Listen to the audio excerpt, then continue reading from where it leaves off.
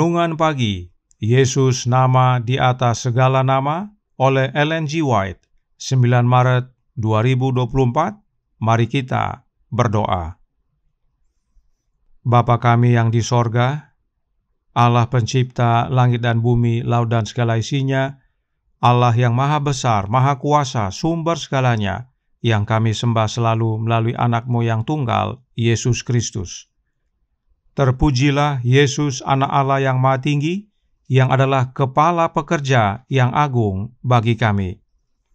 Pada pagi hari ini kami bersyukur boleh bangun dan berbakti, dan sebagaimana membaca dan mendengarkan nasihat firman-Mu, kiranya ini menjadi pembaharuan bagi kami semua, agar membuka hati Kristus hidup dalam kami, menjadi alat-alat-Mu yang penuh kuasa.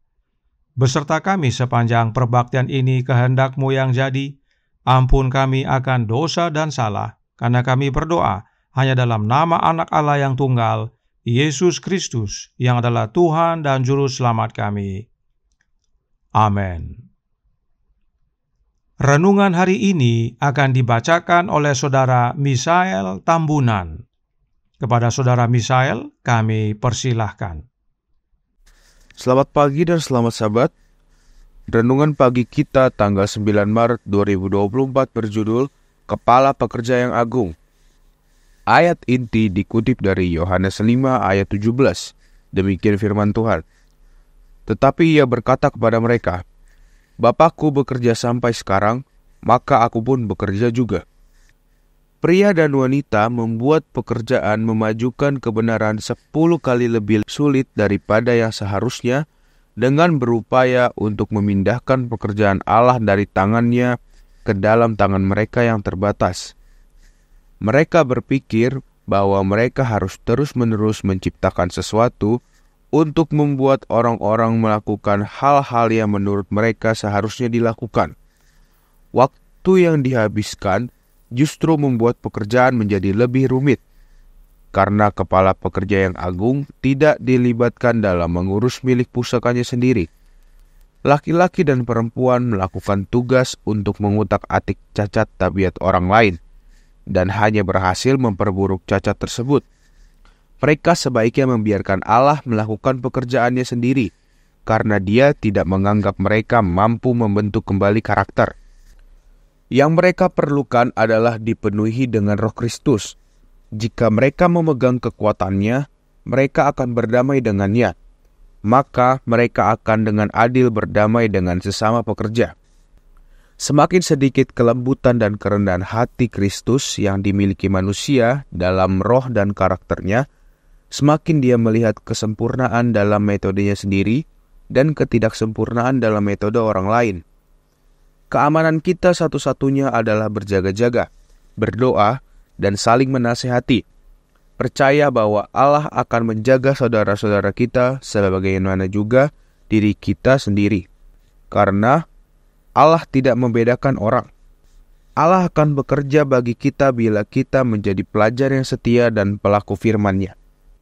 Namun bila ada di pihak para pekerja yang begitu nyata mengabaikan perintah tegas Kristus bahwa kita harus saling mengasihi sebagaimana Dia telah mengasihi kita, bagaimana kita bisa berharap bahwa saudara-saudara akan mengindahkan perintah-perintah manusia yang terbatas, serta peraturan-peraturan dan syarat-syarat pasti tentang bagaimana masing-masing orang akan bekerja?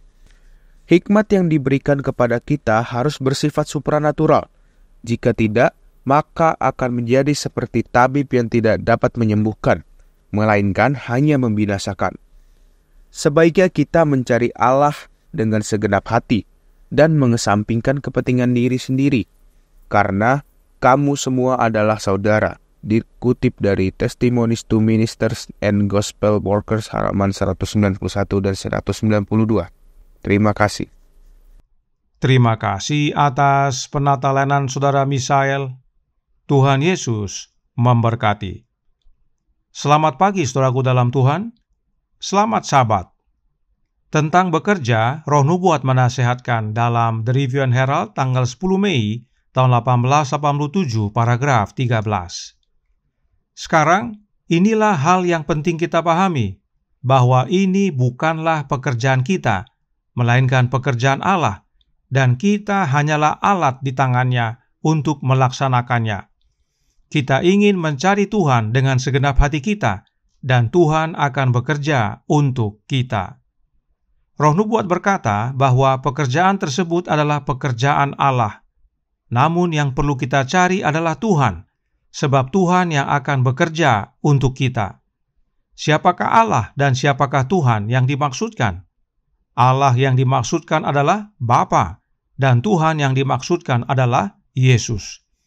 Sebab masih dalam artikel yang sama, dalam paragraf 10 dikatakan, saat ini kita tidak mempunyai juru selamat yang dimasukkan ke dalam kubur Yusuf yang baru. Namun kita mempunyai juru selamat yang telah bangkit, yang berdiri di dalam hadirat Allah bagi kita, yang kemuliaannya menaungi tutup pendamaian yang di bawahnya terdapat hukum Allah. Jelas bahwa Tuhan yang dimaksudkan adalah Yesus Kristus, yang adalah juru selamat kita, dan Yesus saat ini berdiri di hadapan Bapa menjadi pengantara kita. Yesus inilah yang bekerja untuk kita dalam bekerja bagi Allah. Itu sebabnya, masih dalam artikel yang sama, dalam paragraf 19 dijelaskan bahwa, dan ketika orang-orang menerima kebenaran melalui kerja kerasmu, jangan berpikir bahwa engkaulah yang melakukan pekerjaan itu, tetapi ingatlah bahwa Yesuslah yang bekerja melalui kamu, dan biarlah Yesus mencurahkan roh-Nya ke atas mereka dan juga ke atas kamu, agar kamu dapat bekerja dengan segenap kemampuan yang telah diberikan Allah kepadamu. Inilah makna dari Yesus sebagai kepala pekerja yang agung. Kita adalah alat-alatnya. Yesuslah yang pimpin kita. Karenanya, Roh Nubuat ingatkan kita dalam The Review and Herald, tanggal 21 April tahun 1903, paragraf 8. Bukanlah teori-teori yang umumnya diterima, bukan keanggotaan dalam gereja, bukan pula kinerja rajin dalam menjalankan tugas tertentu yang memberikan bukti adanya kehidupan. Gerakan belum tentu merupakan kehidupan. Kita bisa melalui segala bentuk dan upacara agama, tetapi kecuali kita hidup di dalam Kristus, pekerjaan kita tidak ada gunanya. Ini nasihat yang penting sekali. Bukan pekerjaan kita atau apa yang kita kerjakan yang utama, tetapi memiliki Kristus hidup di dalam kita, itulah yang utama. Sebab Yesuslah yang mengerjakannya dalam kehidupan kita. Apa yang kita kerjakan adalah bukti bahwa Kristus bekerja di dalam kita. Dan tidak hanya untuk bekerja, tetapi untuk bekerja sama juga. Kita perlu bekerja sama dengan sesama anggota tubuh Yesus, dan untuk itu kita perlu Yesus. Renungan hari ini berkata dalam Jesus Name Above All Names, halaman 77, paragraf 3. Yang mereka perlukan adalah dipenuhi dengan Roh Kristus. Jika mereka memegang kekuatannya, mereka akan berdamai dengannya, maka mereka akan dengan adil berdamai dengan sesama pekerja. Kita perlu Roh Kristus dalam bekerja bagi Allah dan dalam bekerja sama dengan sesama pekerja. Kita bukan membandingkan pekerjaan kita dengan pekerjaan orang lain, metode kita dengan metode orang lain. Yang kita perlukan adalah Yesus sebagai kepala kita untuk pimpin kita dan bekerja melalui kita oleh kehadiran Roh-Nya. Sebab Roh Kristus adalah roh misionari. Itu sebabnya Roh Nubuat menasihatkan dalam manuskrip 44 tahun 1894 paragraf 18.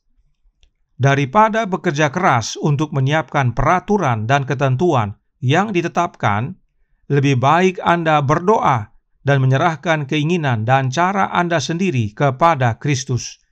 Dia tidak senang bila Anda mempersulit apa yang telah Dia permudah. Inilah pentingnya percaya bahwa Yesus adalah kepala kita. Dia sudah buat mudah untuk bekerja bagi Allah, tetapi kita ganti dengan cara kerja kita yang susah. Kemudian, apa lagi yang kita perlukan? Setelah kita menerima Roh Kristus, kita selidiki firman-Nya. Review and Herald tanggal 21 April tahun 1903 paragraf 12 berkata, para anggota gereja Allah perlu diajar dan dididik, baris demi baris sebagai kelas Alkitab. 9/10 dari umat kita, termasuk banyak dari para pendeta dan para guru, hanya puas dengan kebenaran yang di permukaan. Saudaraku dalam Tuhan, inilah pentingnya kita menerima Kristus dalam hati, sebab Dialah kepala pekerja yang agung, yang menjadikan kita alatnya yang penuh kuasa dan menuntun kita ke dalam seluruh kebenaran. Kiranya pekabaran ini menjadi pembaharuan bagi kita semua, sebab Allah Bapa bekerja sampai sekarang, maka anak Allah pun bekerja juga. Terlebih lagi kita, umat-umatnya di penghujung zaman akhir ini, harus bekerja di bawah pimpinan kepala pekerja yang agung, yaitu Yesus Kristus, Anak Allah yang Maha Tinggi. Tuhan memberkati, saya bawa dalam nama Yesus. Amin. Mari kita berdoa. Bapa kami yang di sorga, Allah pencipta langit dan bumi, laut dan segala isinya, Allah yang maha besar, maha kuasa, sumber segalanya, yang kami sembah selalu melalui anak-Mu yang tunggal, Yesus Kristus.